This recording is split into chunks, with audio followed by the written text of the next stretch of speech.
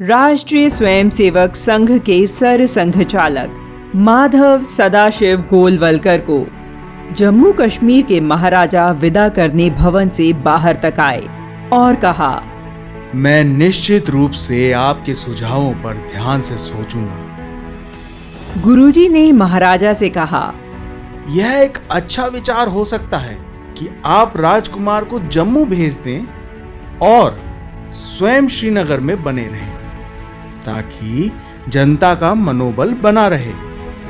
17 अक्टूबर को संघ के द्वितीय सरसंघचालक गुरुजी दिल्ली के प्रचारक वसंतराव ओक और बैरिस्टर नरेंद्रजीत सिंह के साथ श्रीनगर पहुंचे थे। अगली सुबह यानी 18 अक्टूबर को गुरुजी कार में सवार होकर कर्ण भवन की ओर निकल गए। भवन के बाहर जम्मू कश्मीर के महाराजा हरि सिंह और महारानी उनकी प्रतीक्षा में खड़े थे। जैसे ही गुरुजी कार से उतरे, महाराजा और महारानी उनके पैर छूने के लिए झुक गए। गुरुजी के प्रति महाराजा हरि सिंह का यह आदर भाव था। यही कारण था तत्कालीन गृह मंत्री सरदार पटेल ने संघ प्रमुख गुरुजी को उनसे वार्ता करने भेजा था। गुरुजी भवन के अंदर पहुंचे। महाराजा और गुरुजी की कुछ देर मुलाकात चली। दोपहर के भोजन के समय से पहले ही गुरुजी बाहर निकल आए।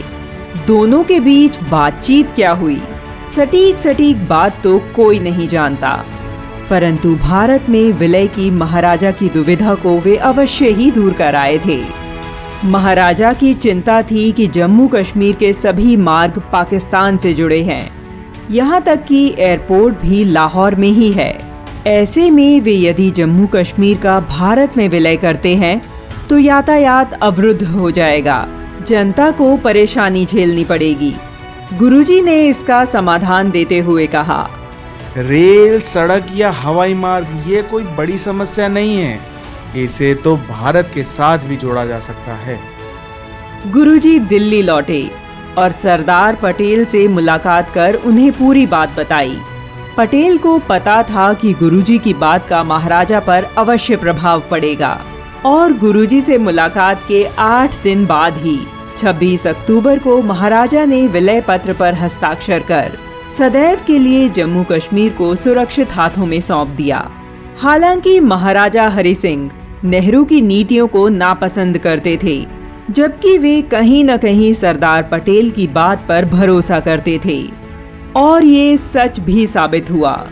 70 वर्षों तक जम्मू कश्मीर के लोग बदहाली में जीते रहे।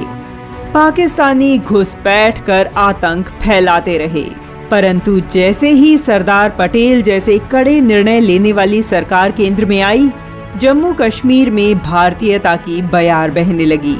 जो युवा चंद पैसों के लालच में आकर कुछ वर्ष पहले तक गोला बारूद की भेंट चढ़ते थे, आज वही युवा सेना में भर्ती होकर अपने राज्य की, देश की शान बढ़ा रहे हैं। आज जम्मू कश्मीर में न मात्र तिरंगा लहरा रहा है, अपितु शांति व्यवस्था भी लौट आई है।